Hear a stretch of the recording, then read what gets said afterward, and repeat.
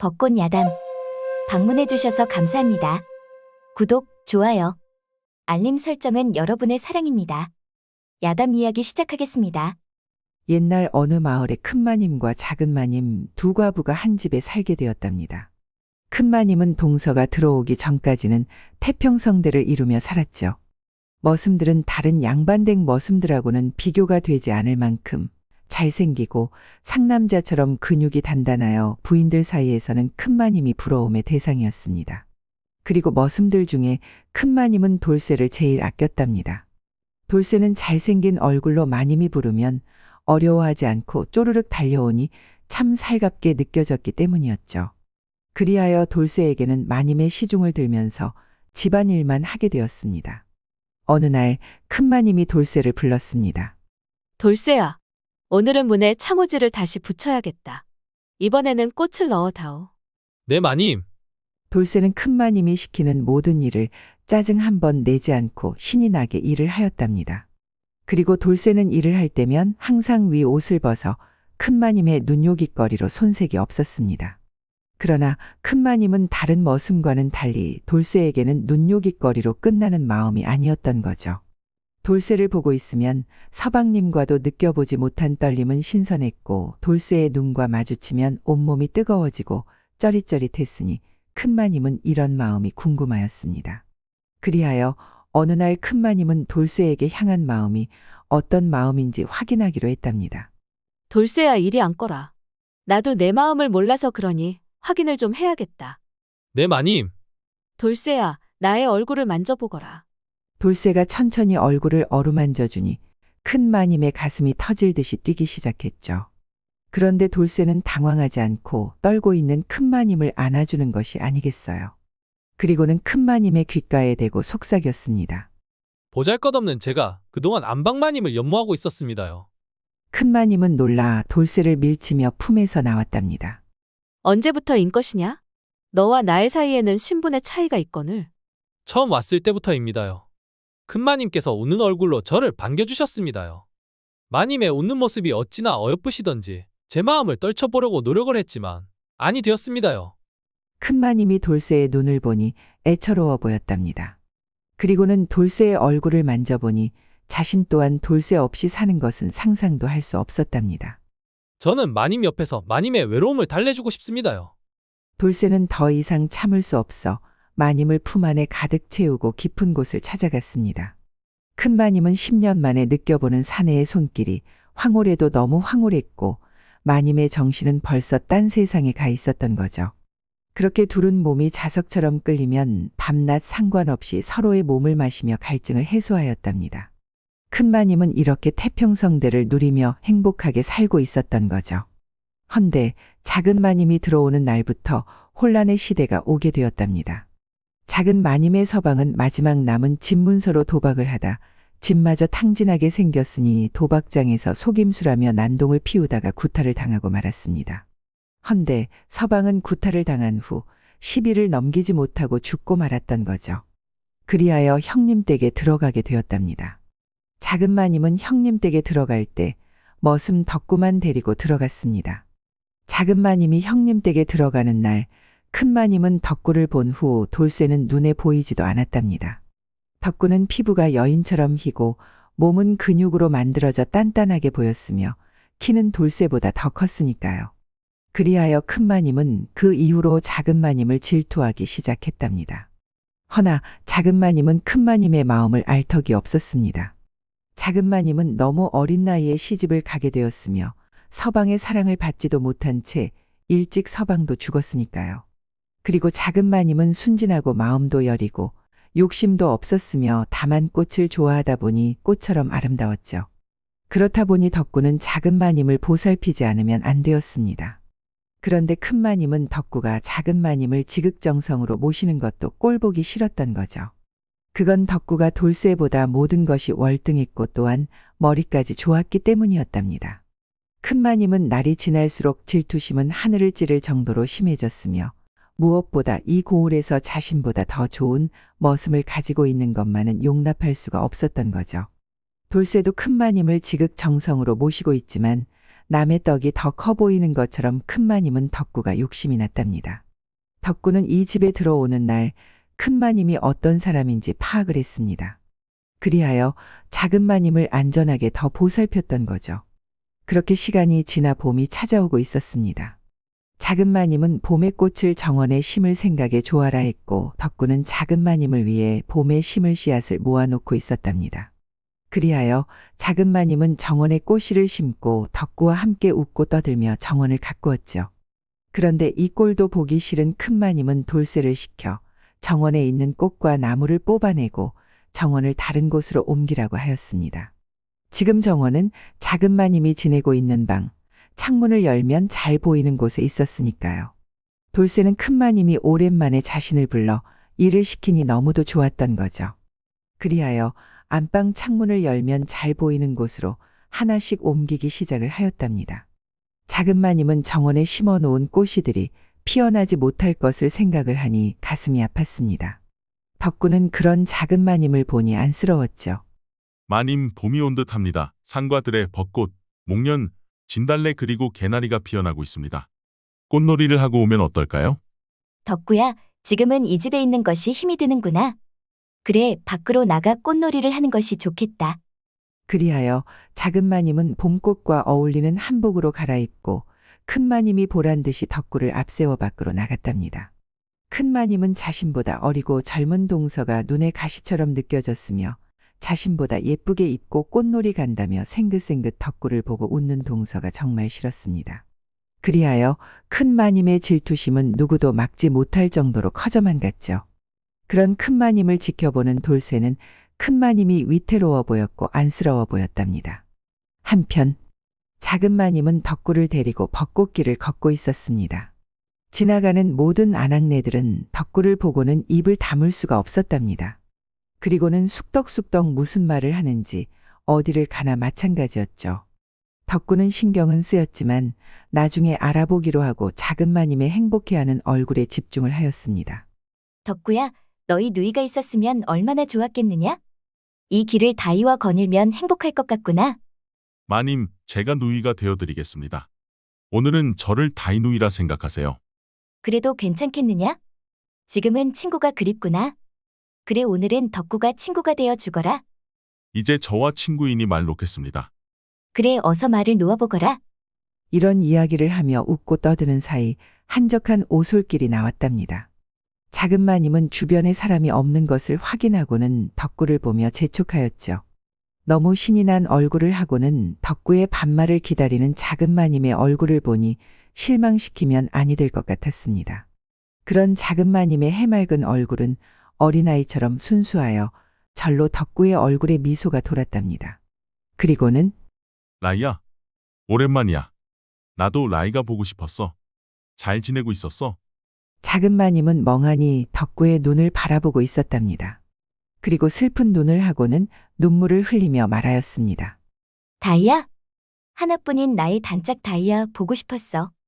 어디 아픈 곳은 없어? 응, 걱정하지 마. 나는 천국에서 라이와 내 동생을 매일 보고 있단다. 그러니 내 걱정은 그만해. 내 동생은 걱정하지 마. 친동생처럼 잘 데리고 있을게. 덕구는 작은마님의 말에 살짝 얼굴이 굳어졌다가 다시 미소를 지었습니다. 덕구는 가명으로 쓰는 이름이었답니다. 덕구는 사대부 가문의 아들이었죠. 덕구의 아버지는 어두운 밤, 알 수 없는 자객으로 인해 죽게 되었습니다. 그리고 그날 어머님과 누이는 자객의 늘씬한 복면이 풀리면서 얼굴을 보게 되었고 자객은 어머님과 누이마저 죽였죠. 작은마님은 친구 동생인 이혼을 혼자 있게 할 수는 없었습니다. 나이는 1살 차이였지만 항상 동생이라 생각하며 끔찍하게 아꼈답니다. 그리고는 공부를 게을리하지 말라며 옆에서 함께 공부를 해주었죠. 덕구는 그렇게 신분을 숨기고 자신의 힘을 키우고 있었습니다. 헌데 덕구는 작은마님을 향한 자신의 마음이 연모였다는 것을 뒤늦게 알게 되었답니다. 작은마님이 혼인하는 날 덕구의 마음은 갈기갈기 찢어지는 고통과 질투 그리고 후회로 잠을 이루지 못하였던 거죠. 그리고 작은마님의 서방이 죽는 날 다시는 작은마님을 누구한테도 보내지 않겠다는 다짐을 하였습니다. 헌데 야속하게도 순진한 작은 마님은 한결같이 동생으로만 대해주니 덕구만 안달이 났답니다. 라이야, 내 동생을 그동안 잘 보살펴줘서 고마워. 헌데 다 큰 사내를 언제까지 돌봐줄 거야? 이제는 사내로 봐주면 안 될까? 사내? 아직도 내 눈에는 어린아이로 보이는걸? 그렇게 말하고는 덕구를 보았죠. 헌데 어린아이라고 하기에는 키도 크고 덩치도 산만하고 그리고 무엇보다 지금은 덕구가 자신을 돌봐주고 있다는 것이 머리에 스쳐 지나갔답니다. 그렇게 생각하고 나니 덕구의 얼굴과 목선 그리고 팔뚝의 근육과 튀어나온 힘줄이 눈에 보이면서 야릇한 무언가가 작은 마님의 심장을 만져주는 것 같았습니다. 덕구는 복숭아처럼 빨개지는 작은 마님의 볼을 보니 그동안 간절하게 바래왔던 신호라 생각이 들었던 거죠. 그리하여 작은 마님의 가냘픈 두 손목을 잡고 자신의 허리를 잡게 하였답니다. 그리고는 덕구는 이 순간을 기다렸던 마음만큼 작은 마님을 자신의 가슴에 안았습니다. 덕구의 가슴에 폭 안긴 작은 마님은 처음부터 덕구 몸에서 빠져나간 사람처럼 크지도 작지도 않고 딱 들어맞았던 거죠. 덕구는 빠져나오려는 작은 마님을 한 번 더 꼭 안고는 말하였답니다. 내가 이 순간을 얼마나 애태우며 기다렸는지 아시오. 덕구야, 그게 무슨 말이야? 내가 당신을 연모한다는 말이요. 지금부터 동생이 아닌 사내로 봐주구려, 라이야. 작은 마님의 몸은 떨고 있었습니다. 서방한테 느껴보지 못한 떨림을 덕구한테 느끼고 있으니 어떻게 해야 할지 몰랐던 거죠. 라이야, 가만히 나를 느껴보거라. 덕구는 작은 마님의 손을 들어 자신의 얼굴, 가슴, 팔, 배 그리고 더 이상은 작은 마님이 기절할 것 같아 멈추고 대신 작은 마님의 얼굴을 만졌죠. 작은 마님은 자신의 심장이 요동을 치니 이제야 덕구의 향한 마음을 깨닫게 되었습니다. 덕구는 작은 마님이 이제야 자신을 사내로 봐준다고 생각이 드니 다음을 준비하기로 했답니다. 그리하여 작은 마님은 덕구를 보면 너무 부끄러워 얼굴을 쳐다볼 수가 없었죠.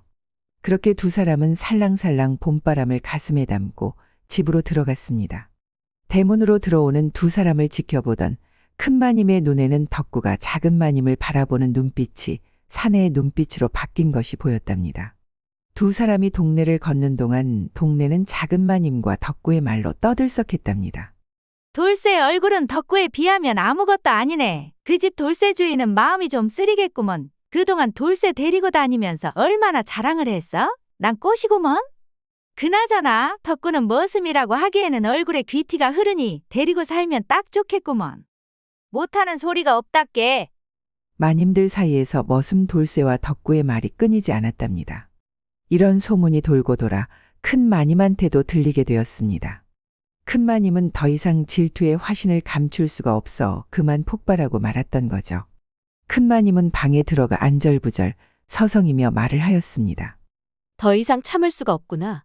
덕구 이놈을 내가 가질 수 없다면 망쳐놓을 수밖에. 큰 마님은 어딘가에 홀린 사람처럼 웃고 있었지만 그 얼굴 뒤로 느껴지는 서늘함은 차가웠답니다. 그리고 문갑을 열어 무언가를 찾고 있었죠. 그때 밖에서 들린 발자국 소리에 큰 마님은 후다닥 방문을 열어보았지만 아무도 없었습니다. 돌쇠야? 어디에 있느냐? 네, 마님. 좀 전에 내 방 주위에 누가 있었느냐? 아무도 못 봤습니다요. 그래 알았다. 일 보거라. 네, 마님. 돌쇠는 자신을 바라봐 주지 않는 큰 마님이 야속도 하였지만 큰 마님의 위태로운 모습을 보면 안쓰러웠답니다. 그리하여 돌쇠는 먼발치에서 큰 마님이 자신을 다시 찾아주길 기다리기로 마음먹었죠. 그날 늦은 밤, 큰 마님은 축시가 되어 방문을 열고 머슴들이 자는 곳으로 갔습니다. 그리고는 덕구가 자는 방으로 조용히 들어갔죠. 잠시 후 짧은 비명소리가 들렸고 다시 고요한 어둠이 찾아왔답니다. 큰 마님은 아무 일 없는 것처럼 방으로 들어가 옷을 갈아입고 편안한 잠을 잤죠. 큰 마님은 아침에 평소와 같이 일어나 창문을 열고 옮겨진 정원을 보며 웃었습니다. 이 얼마나 오랜만에 느껴보는 평화로움이던가. 허나 마당은 사람들이 분주하게 움직이고 있었던 거죠. 그때 큰마님 덕구입니다. 큰 마님은 귀를 의심하였습니다. 그리하여 방문을 열고 밖으로 나가보니 덕구가 멀쩡하게 서 있는 것이 아니겠어요. 돌쇠가 위독합니다. 큰 마님은 다리가 풀려 마루에 주저앉고 말았답니다. 덕구는 무표정한 얼굴로 뒤돌아 돌쇠한테 갔죠. 큰마님은 자신이 무슨 짓을 했는지 믿기지 않아 비틀거리며 돌쇠한테 갔습니다. 돌쇠가 누워있는 방은 분명 덕구방이었답니다. 큰마님이 돌쇠한테 걸어가니 노비와 머슴들은 자리를 피해 주었죠. 큰마님은 방으로 들어가 돌쇠가 누워있는 모습을 보고 자신이 무슨 짓을 했는지 똑똑히 알 수 있었습니다. 돌쇠의 몸은 피 범벅이가 되어 있었죠. 그리고 돌쇠의 손에는 피 묻은 칼이 있었답니다. 돌쇠야, 알고 있었더냐? 돌쇠는 숨 넘어가는 작은 목소리로 말하였습니다. 마님, 아무 말도 하지 말고 그대로 계시면 됩니다요. 돌쇠는 큰마님의 위태로운 모습을 보면 큰일이 날 것 같이 보였답니다. 그리하여 매일 큰마님을 살폈고 큰마님이 혼자 하는 말을 듣게 되었던 거죠. 그 후 돌쇠는 덕구한테 부탁하여 방을 바꿔달라 부탁하였으며 덕구는 아무 말 없이 방을 바꿔주었답니다. 큰마님은 자신이 무서웠습니다. 그리고 돌쇠는 언제나 자신 옆에 항상 있을 사람이라 생각했기에 이제 불러도 볼 수 없다고 생각을 하니 너무도 끔찍했죠. 큰마님은 돌쇠 옆에 앉아 가슴을 치며 울다 쓰러지고 말았답니다. 덕구는 그런 큰마님을 보며 증오하는 눈빛으로 바라보며 생각했습니다. 돌쇠가 이렇게 될 것을 미리 알고 있었구나. 그리하여 나와 방을 바꿔달라 한 것이구나. 참 무서운 여인이군. 이곳을 빨리 떠나야겠다. 덕구는 옛집에 들어가는 시점을 작은 마님이 온전하게 자신 사람이 되었을 때 부부가 되어 들어갈 생각이었는데 이제는 이곳을 빨리 떠나야 한다는 생각뿐이었죠. 그리하여 작은 마님과 함께 덕구의 옛집으로 떠났습니다. 덕구의 옛집은 그동안 석기라범이 관리해 주었기에 잘 정리정돈이 되어 있었답니다. 옛집은 덕구만 없었을 뿐 모든 농사와 과수원 그리고 인삼농사 등등으로 머슴과 노비들이 재산을 늘려주고 있었죠. 덕구는 작은 마님의 손을 잡고 말하였습니다. 라이야, 이제는 내 부인이 되어 이곳에 함께 살자구나. 작은 마님은 덕구가 자신의 이름만 불러줘도 웃어만 줘도 그리고 살짝 스치기만 해도 심장은 심쿵심쿵 내려앉으니 소심한 작은 마님은 쥐구멍이라도 있다면 숨고 싶었답니다. 이런 모습을 지켜보고 있던 덕구는 걱정이 되었습니다. 아직 덕구는 사랑 표현을 시작도 하지 않았는데 지금부터 이렇게 부끄러워하니 걱정이 되었던 거죠. 허나 덕구 눈에는 이런 모습이 다 귀여웠답니다. 덕구는 작은 마님과 함께 안방으로 들어갔습니다. 이 방이 우리가 함께 보낼 방입니다. 오늘부터 함께 쓰는 건 아니겠지? 당연히 오늘부터 함께 해야지.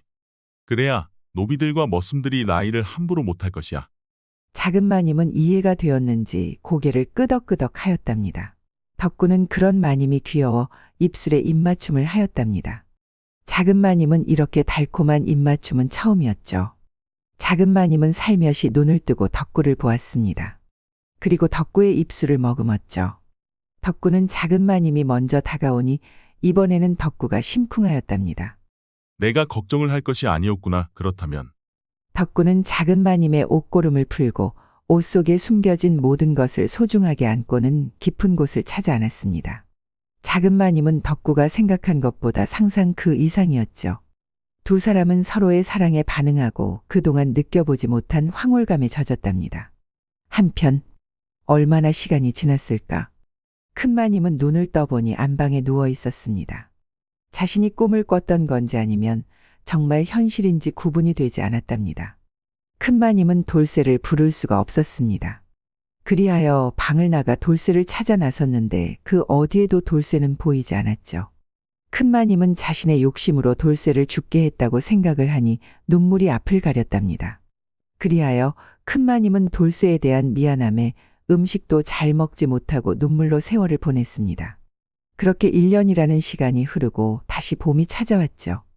큰마님은 아침에 밖에서 들려오는 참새 소리에 눈을 뜨고 창문을 열어보니 돌쇠가 만들어준 정원에 목련꽃 봉우리가 올라오는 것이 보였습니다. 큰마님은 어찌나 반가운지 서둘러 정원으로 나가 목련꽃 봉우리를 하염없이 보고 있었답니다.